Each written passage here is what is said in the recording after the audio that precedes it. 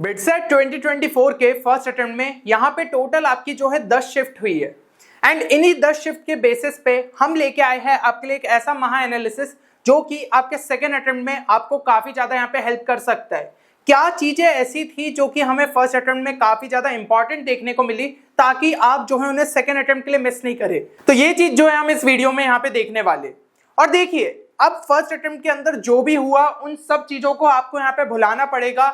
बिल्कुल भी यहाँ पे ओवर थिंकिंग मत करिएगा कि अब मेरा रिजल्ट खराब रहा तो मैं सेकंड अटेम्प्ट में भी अच्छा नहीं कर पाऊंगा, या फिर कोई भी नेगेटिव थॉट्स आपके दिमाग में नहीं आना चाहिए। पूरा जो फोकस है वो आपका यहाँ पे सेकंड अटेम्प्ट पे होना चाहिए और एक स्मार्ट तरीके से करो। देखिए, हार्ड वर्क तो अपनी जगह रहता ही है, लेकिन स्मार्ट वर्क की भी जरूरत रहती है क्योंकि चीजों को जो है एफिशिएंटली यहाँ पे कंप्लीट करना है। और पूरा फोकस यहाँ पे सेकंड अटेम्प्ट पे रखिए क्योंकि सिर्फ 30 दिन का टाइम आपके पास यहाँ पे बचा है।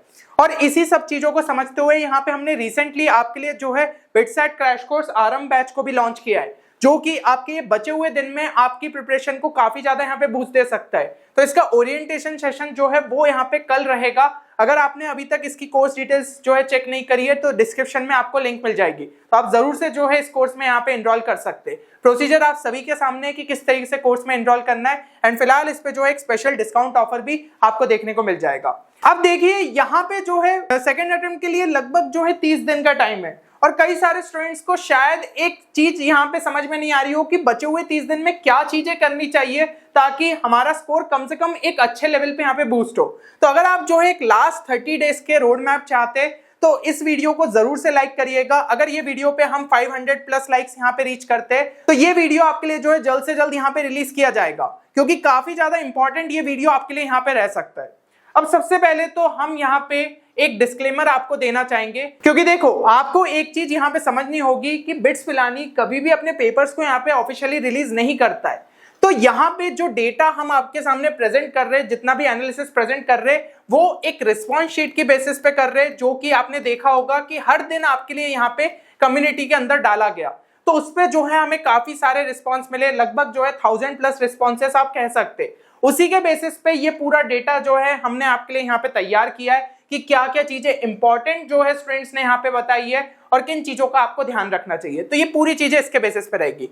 अब एक और चीज की हाई वेटेज चैप्टर्स जो कि मैं यहाँ पे आपको बताऊंगा, वो जो है स्टूडेंट्स ने अपने हिसाब से यहाँ पे मेंशन करे कि उनको यहाँ पे हो सकता है कि मल्टीपल क्वेश्चंस उस चैप्टर या उस टॉपिक से आपको देखने को मिले, तो इसलिए उन्होंने उसको मेंशन कर दिया। और हो सकता है कुछ शिफ्ट्स के अंदर शायद उससे ज्यादा क्वेश्चंस देखने को नहीं मिले हो, क्योंकि वेटेज वेरी कर सकता है। यहाँ पे बिट्स पिलानी ये बोलता है कि लेवल ऑफ डिफिकल्टी सभी पेपर की सेम रखी जा रही है, लेकिन वेटेज जो है वो चेंज हो सकता है। तो इसलिए यहाँ पे जरूरी ये भी हो जाता है कि आप जो है मैक्सिमम सिलेबस करके जाओ और जो आपके यहाँ पे हाई वेटेज टॉपिक्स है उन पे थोड़ा सा और ज्यादा फोकस कर लो, क्योंकि हो सकता है फर्स्ट अटेम्प्ट में जो चीजें हुई है शायद सेकंड अटेम्प्ट में भी सिमिलर पैटर्न पे आपको चीजें देखने को मिल जाए, तो हम जो है इस पे थोड़ा सा ज्यादा फोकस कर सकते हैं। और एक और चीज, लेवल ऑफ डिफिकल्टी, देखो हर चीज जो है ना रिलेटिव रहती है। हो सकता है कोई स्टूडेंट की प्रिपरेशन अच्छी नहीं हो तो उसको जो है पेपर का लेवल टफ ही लगेगा, है ना, और किसी की प्रिपरेशन बहुत अच्छी है तो उसको पेपर इजी लगेगा। तो हमने जो है यहाँ पे जितना डेटा हमें मिला है, तो हर एक टाइप के स्टूडेंट का डेटा मिला है, उसके बेसिस पे लेवल ऑफ डिफिकल्टी के बारे में यहाँ पे बात करेंगे। हो सकता है आपको फिजिक्स बहुत ही ज्यादा डिफिकल्ट लगा हो क्योंकि आपने प्रिपरेशन अच्छे से नहीं करी हो, तो जो भी मैं चीजें कहूंगा वो पेपर के रिस्पेक्ट में ही यहाँ पे बात करूंगा। अब सबसे पहले हम जो है यहाँ पे लेवल ऑफ डिफिकल्टी की बात कर लेते हैं ओवरऑल पेपर की। ओवरऑल पेपर में ये चीज देखने को मिली है, जो इजी पोर्शन है वो लगभग आपको 30% के आसपास, मतलब इसमें काफी सिंपल क्वेश्चंस थे, आप डायरेक्टली जो है उन्हें यहाँ पे अटेम्प्ट आराम से कर सकते थे। इसके अलावा जो मॉडरेट सेक्शन है उसमें आपको 45% पेपर देखने को मिल जाएगा, मतलब कि ज्यादातर जो आपका पेपर था वो इजी टू मॉडरेट की कैटेगरी में ही लाई कर रहा था। और ये बिटसेट की खासियत भी है, वो टेस्ट करता है आपकी स्पीड, है ना। यहाँ पे अगर आपको जो है एक कॉन्सेप्चुअल नॉलेज भी है अच्छे तरीके से, तो आप जो है अपनी स्पीड के बेसिस पे काफी क्वेश्चंस को यहाँ पे अटेम्प्ट कर सकते हो। और लास्ट में जो थोड़ा सा डिफिकल्ट या फिर हम बिट ट्रिकी कहते हैं, जो कि जेईई मेंस में थोड़ा ज्यादा देखने को मिलता है बट बिटसेट में कम आता है, तो वो 25% के आसपास था, तो उसको आखिरी में ही अटेम्प्ट करना चाहिए। और उसमें से भी काफी क्वेश्चंस अगर आपके कॉन्सेप्ट स्ट्रॉन्ग है तो वो आप अटेम्प्ट कर सकते हो। तो कुछ इस तरीके से लेवल ऑफ डिफिकल्टी हमें देखने को मिली। अब नेक्स्ट अगर हम चले सब्जेक्ट वाइज, तो देखिए subject wise level of difficulty अगर मैं बात करूं, फिजिक्स जो है इजी टू मॉडरेट साइड ही आपको देखने को मिला। केमिस्ट्री की बात करें तो वो भी जो है इजी टू मॉडरेट की साइड देखने को मिला। कुछ टॉपिक जरूर इसके अंदर अनयूजुअल थे, थोड़े बायोलॉजी मिक्स या ऐसे टाइप के जनरल साइंस बेस्ड क्वेश्चन आ जाते तो उनको आप छोड़ सकते थे, या फिर अगर अटेम्प्ट कर सकते हो तो बहुत ही बढ़िया था। नेक्स्ट मैथ्स में बात करें तो मैथ्स थोड़ा सा स्टूडेंट्स को मॉडरेट साइड ही लगा। मॉडरेट इसलिए भी क्योंकि कुछ क्वेश्चंस आपके अच्छे थे, अच्छे लेवल के भी थे, और कुछ क्वेश्चंस ऐसे थे जो कि ज्यादा टाइम टेकिंग थे। तो अगर बिटसेट के पेपर में कोई क्वेश्चन ज्यादा टाइम ले रहा है तो ऑब्वियसली वो आपके लिए डिफिकल्ट भी हो गया एक तरीके से, क्योंकि उस टाइम के अंदर आप दूसरे क्वेश्चंस कर सकते थे। तो ऐसे क्वेश्चंस को जो है वैसे लास्ट में ही अटेम्प्ट करना चाहिए। एलआर की बात करें तो यहाँ पे थोड़ा मॉडरेट साइड ही देखने को मिला, ठीक है। इजी की साइड नहीं बोलूंगा मैं, क्योंकि एलआर के अंदर कुछ क्वेश्चंस बहुत ही बढ़िया थे। और इंग्लिश की बात करें तो इंग्लिश ज्यादातर स्टूडेंट्स ने यहाँ पे इजी बोली, जबकि पिछले साल ना थोड़ा सा उल्टा हुआ था। इंग्लिश ज्यादातर स्टूडेंट्स बोल रहे थे कि थोड़ा अच्छे लेवल पे आया, और आपका एलआर जो है ठीक था, इजी टू मॉडरेट के आसपास आया। लेकिन इस बार थोड़ी सी सिचुएशन अपनी चेंज हो गई है, तो अगर आपकी बोर्ड्स लेवल की प्रिपरेशन अच्छी थी तो आप इंग्लिश को कर सकते थे। हाँ, कुछ वर्ड्स आपके लिए शायद थोड़े से नए हो जाते, क्योंकि देखिए वोकैब तो प्रैक्टिस से ही होता है, जितना बेटर कर सकते हो उतना बढ़िया है। अब यहाँ पे सबसे पहले फिजिक्स के कुछ हाइलाइटर पॉइंट्स पे ध्यान दे लेते कि ऐसे पॉइंट्स जो कि फर्स्ट अटेम्प्ट में बहुत ज्यादा काम के थे। सबसे पहली चीज थी कि आपको सभी फॉर्मूलेस जो है अच्छे तरीके से यहाँ पे याद रहने चाहिए थे, क्योंकि यहाँ पे कुछ क्वेश्चंस तो डायरेक्ट भाई वैल्यू सब्स्टिट्यूशन वाले क्वेश्चन थे, ज्यादा कुछ दिमाग ही नहीं लगाना था। तो ऐसे क्वेश्चंस तो बिल्कुल भी छोड़ के नहीं जाना है। दूसरी चीज, यहाँ पे थ्योरेटिकल क्वेश्चंस भी आपसे जो है पूछे गए थे, तो आपको बेसिक कॉन्सेप्ट्स का यहाँ पे नॉलेज होना चाहिए, तो उनका एप्लीकेशन पता होना था। अगर एनसीईआरटी बोर्ड लेवल पे भी तैयार कराया होता ना कि भाई थ्योरी हमने अच्छे से करी है, तो ये थ्योरेटिकल क्वेश्चन शायद आपसे सॉल्व हो जाते। कुछ एप्लीकेशन बेस्ड क्वेश्चंस थे जो कि थोड़े बोर्ड लेवल से ऊपर हटके थे, तो वो थोड़ा सा दिक्कत क्रिएट कर सकते थे। बाकी जो है सिंपल क्वेश्चंस आपसे आराम से बन जाते। ग्राफिकल क्वेश्चंस की अगर हम बात करें तो आपको वो भी देखने को मिले थे जो ग्राफ बेस्ड क्वेश्चंस हो जाते हैं ना, स्पेशली इन चैप्टर से आए थे, काइनेमेटिक्स और थर्मोडायनेमिक्स एंड इलेक्ट्रोस्टैटिक्स से। ठीक है, तो इन सब से जो है आपको क्वेश्चंस देखने को मिल गए थे। इलेक्ट्रोमैग्नेटिज्म और मैकेनिक्स मेजर वेटेज था ज्यादातर शिफ्ट्स में। ये तो स्टूडेंट ने बोला ही कि भाई क्लास 12 का इलेक्ट्रोमैग्नेटिज्म पकड़ लो और क्लास 11 का मैकेनिक्स, ज्यादातर क्वेश्चन जो है इन दोनों से ही देखने को मिले।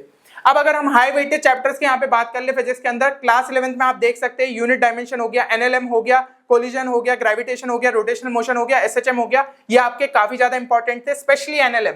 कुछ शिफ्ट में तो बोला कि बहुत ही ज्यादा जो है एनएलएम यहाँ पे पूछा गया था। क्लास 12 की बात कर ले, इलेक्ट्रोस्टैट्स हो गया, आपका करंट इलेक्ट्रिसिटी हो गया, मॉडर्न फिजिक्स हो गया, ये सभी इंपॉर्टेंट थे। इसमें से इलेक्ट्रोस्टैट्स जो है वो भी आपका काफी ज्यादा यहाँ पे इंपॉर्टेंट देखने को मिला। अब चलते हैं हम यहाँ पे केमिस्ट्री पे। तो केमिस्ट्री में देखिए एक बहुत ही शॉकिंग चीज हुई, अगर कोई ड्रॉपर्स होंगे उन्होंने भी ये चीज जरूर से ऑब्जर्व करी होगी। ऑर्गेनिक का वेटेज एकदम से ही बहुत ही कम कर दिया ज्यादातर शिफ्ट्स के अंदर। मतलब ये कह सकते हो कि सभी शिफ्ट्स के अंदर शायद ऑर्गेनिक का वेटेज यहाँ पे रिलेटिवली काफी कम देखने को मिला। तो ये चीज होती नहीं है, ऑर्गेनिक का ज्यादातर थोड़ा सा ज्यादा रहता है। तो यही चीज बनाता है थोड़ा सा बिटसेट के पेपर को अनप्रेडिक्टेबल भी। इसलिए मैं आपको बार बार बोलता था कि मैक्सिमम सिलेबस करके जाओ, आप फायदे में रहोगे। और देखिए ऑर्गेनिक के अंदर मेजॉरिटी पोर्शन जो है वो आपका वैसे क्लास 11 में ही देखने को मिला। एक तो वेटेज कम ही था और उसमें भी ज्यादातर चीजें क्लास 11 से पूछी गई थी। और क्वेश्चंस अगर हम बात करें तो यहाँ पे डिलीटेड चैप्टर से भी पूछे गए थे। तो ऐसा नहीं था कि जेईई मेन से हट गया तो बिटसेट में नहीं पूछा जाएगा, जरूर से यहाँ पे देखने को मिला। डायरेक्ट फॉर्मूला बेस्ड क्वेश्चंस आपके फिजिकल केमिस्ट्री के अंदर देखने को मिल गए। ठीक है, तो फिजिकल केमिस्ट्री में एनसीईआरटी के ही अच्छे से बस फॉर्मूलेस देख लिए होते ना तो आपका यहाँ पे काम बन जाता। और जितनी यहाँ पे इंपॉर्टेंट रिएक्शंस है उनको बहुत अच्छे से कर लेना चाहिए था इनऑर्गेनिक केमिस्ट्री में, क्योंकि कई क्वेश्चंस देखने को मिले। फोकस यहाँ पे सिर्फ एनसीईआरटी ही अच्छे से कर लो रिएक्शंस के लिए, तो आपका जो है सेकंड अटेम्प्ट के लिए भी यहाँ पे काम बन सकता है। एंड अगर हम यहाँ पे थोड़े से हाई वेटेज चैप्टर्स की बात कर ले, फिजिकल में आप देख सकते हैं इलेक्ट्रो हो गया, आपका थर्मो हो गया, इक्विलिब्रियम हो गया, है ना, स्पेशली आयनिक इक्विलिब्रियम के डायरेक्ट फॉर्मूला बेस्ड क्वेश्चंस थे। फिर आपका chemical kinetics, atomic structure, gaseous state, यहाँ पे जो है ज्यादातर क्वेश्चन देखने को मिले। इनऑर्गेनिक में बात कर ले, coordination, compound, chemical bonding, periodicity, P block, ये आपके इंपॉर्टेंट थे। ऑर्गेनिक में भाई नॉमेनक्लेचर, कुछ शिफ्ट्स में जो कि शुरू की शिफ्ट्स थी उनमें तो ये कहा कि नॉमेनक्लेचर भर भर के पूछा गया था। तो ऐसा अगर आपने भी ऑब्जर्व करा था तो ये चीज है कि ऑर्गेनिक में क्लास 11 को थोड़ा सा ज्यादा वेटेज दे दिया गया। फिर जीओसी हो गया, biomolecules, polymers, chemistry in everyday life, name reactions, ये आपकी इंपॉर्टेंट थी। मतलब नेम रिएक्शंस से भी जो है कुछ क्वेश्चंस यहाँ पे डायरेक्ट देखने को मिले। भलाई आपको चैप्टर का उतना नॉलेज नहीं था लेकिन सभी इंपॉर्टेंट नेम रिएक्शंस पता थी तो भी शायद आपसे वो क्वेश्चन यहाँ पे बन जाता। तो ये चीजें कुछ यहाँ पे देखने को मिली। अब नेक्स्ट चलते हैं मैथ्स के इसमें। तो मैथ्स की अगर हाइलाइट्स हम यहाँ पे देखें तो जितने फॉर्मूलेस है यहाँ पे भी आपको अच्छे तरीके से जो है कर लेने चाहिए। कुछ क्वेश्चंस यहाँ पे डायरेक्ट वैल्यू सब्स्टिट्यूशन वाले मैथ्स में भी आपको देखने को मिल गए और यहाँ पे ना थोड़ा अनबैलेंस्ड पेपर्स ही देखने को मिले।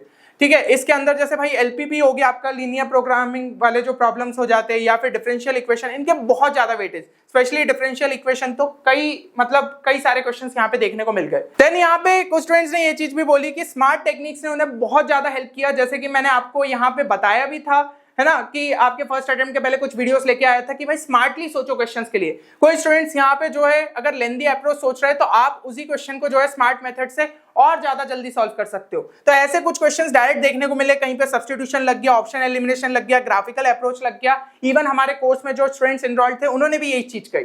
तो आपको इसी तरीके से आप अपनी स्पीड को इंप्रूव कर सकते हो। ये टेक्निक्स बहुत ज्यादा यूजफुल रहती है इस टाइप के पेपर्स में जहां पे टाइम जो है मेजरली आपके लिए एक बहुत बड़ा चैलेंज हो जाता है। तो ये चीज का आपको ध्यान रखिएगा, और मैथ सेक्शन में तो स्पेशली यहाँ पे टाइम बहुत ही क्रूशियल रोल जो है प्ले करता है। तो मेरे हिसाब से ये चीजें जो है क्लियर हो गई होगी। अब हाई वेटेज में बात कर ले, वेक्टर्स 3D का तो भाई अच्छा खासा यहाँ भी वेटेज रहा, मेंस में रहता है, यहाँ पे भी अच्छा खासा वेटेज रहा। डिफरेंशियल इक्वेशन अभी मैंने कहा बहुत इंपॉर्टेंट, एलपीपी छोटा चैप्टर बट इंपॉर्टेंट था। इंटीग्रल्स में जो है क्वेश्चंस देखने को मिले, प्रोबेबिलिटी में देखने को मिले, डिफरेंशियल कैलकुलस भी जो है अच्छा खासा था। यहाँ पे लिमिट्स और एओडी बहुत ज्यादा इंपॉर्टेंट थे इसके अंदर देखने के लिए। तो ये सभी है, बाकी जो भी आपके बचे हुए चैप्टर्स हैं उनसे भी जो है क्वेश्चंस यहाँ पे देखने को मिले थे, लेकिन अपन हाई वेटेज की बात कर रहे थे तो यहाँ पे मैंने आपको जो है ये सभी चैप्टर्स बताए। अब एलआर एंड इंग्लिश की अगर हम जो है बात करें तो एलआर जैसा कि मैंने कहा रिलेटिवली थोड़ा सा यहाँ पे डिफिकल्ट साइड पे आया, जो कि नहीं देखने को मिलता है। इंग्लिश जो है वो आपका यहाँ पे मैनेजेबल था, लेकिन कुछ वर्ड्स जो है आपके लिए यहाँ पे जरूर से यहाँ पे नए से हो सकते थे। और एलआर के अंदर सीरीज से जो है काफी क्वेश्चंस देखने को मिले थे। तो सीरीज एक ऐसा टॉपिक है जिसके लिए जितनी प्रैक्टिस करो उतना बेटर है। आपको हर एक पैटर्न का अगर आइडिया लग जाएगा तो ऐसे टाइप के क्वेश्चन छूटते नहीं है। बाकी आरसी यानी कि रीडिंग कॉम्प्रिहेंशन और कंपोजिशन टाइप के क्वेश्चन हमें जो है इंग्लिश में देखने को मिले ज्यादातर शिफ्ट्स के अंदर। तो ये है आपके लिए एक प्रॉपर एनालिसिस जिसके थ्रू आपको चीजें क्लियर हो जाए कि क्या चीजें जो है फर्स्ट अटेम्प्ट में आपके लिए यहाँ पे इंपॉर्टेंट थी। और देखिए अब बिल्कुल भी जो है टेंशन मत लीजिएगा, जो चीजें हो गई अब उसका तो हम चेंज नहीं कर सकते, लेकिन सेकंड अटेम्प्ट आपके सामने तो उसमें अपना बेस्ट देने की हमें कोशिश करना है। और एक चीज आप जरूर से यहाँ पे मेंशन करिएगा, क्या आप सेटिस्फाइड है अपने यहाँ पे फर्स्ट अटेम्प्ट के रिजल्ट से? अगर हाँ तो बहुत ही अच्छा है, ठीक है ना। सेकंड अटेम्प्ट देना है नहीं देना है वो आपकी इच्छा है, लेकिन अगर आप सेटिस्फाइड नहीं है तो यहाँ पे एक चीज जो है कमेंट सेक्शन में जरूर लिखिएगा कि आपको ऐसा क्या लगता है कि एक गलती हो गई जिसके कारण शायद पेपर के टाइम पे गलती हो गई या प्रिपरेशन के टाइम पे गलती हो गई जिसके कारण वो स्कोर तक आप नहीं पहुंच पाए। ये चीज जरूर से मेंशन करिएगा, क्योंकि इंट्रोस्पेक्शन भी अब जरूरी है फर्स्ट अटेम्प्ट में क्या गलती हुई है ताकि हम सेकंड अटेम्प्ट में उसे नहीं दोहराए। चलिए, तो उम्मीद करता हूं इस वीडियो से आपको हेल्प मिलेगी। बाकी मिलते हैं अगले वीडियो में, तब तक के लिए take care and good bye.